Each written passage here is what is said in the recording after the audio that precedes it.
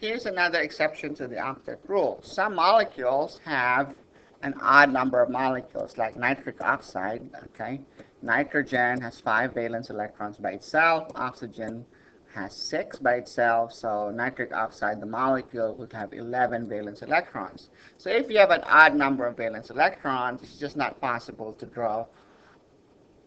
pair up to a structure that pairs up all the electrons. Okay. So these molecules are generally known to be very reactive, and they're known as radicals. And there is actual experimental evidence for the unpaired electron in these cases, and these molecules are known to be paramagnetic. So which resonance structure here for NO do you think is more significant? Notice, let's look at the structures right here. So you got 11, so 2, 4, 6, 8, 10, 11. This one has 2, 4, 6, 8, 10, 11. So you've got 11 electrons.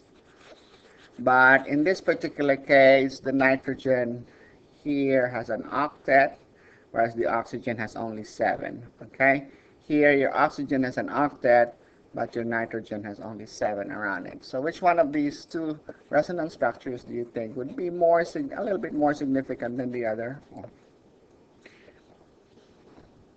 Well, you can figure that out using formal charges. So here your oxygen has 2 bonding pairs and 2 lone pairs, so the formal charge on the oxygen here is 0. Okay, here your nitrogen, nitrogen by itself, a free nitrogen atom should have 5 valence electrons, but it appears to own, over here, that's 3 plus half of the 2 pairs, that would be 2. So it appears to own 5. 5 minus 5 is 0. So formal charge on the nitrogen there is 0. Okay.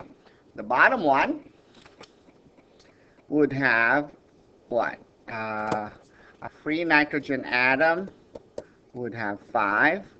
In this bottom structure, the nitrogen atom appears to own 2 plus 2. So that's 4 lone pairs plus half of the 2 pairs. So that's 2.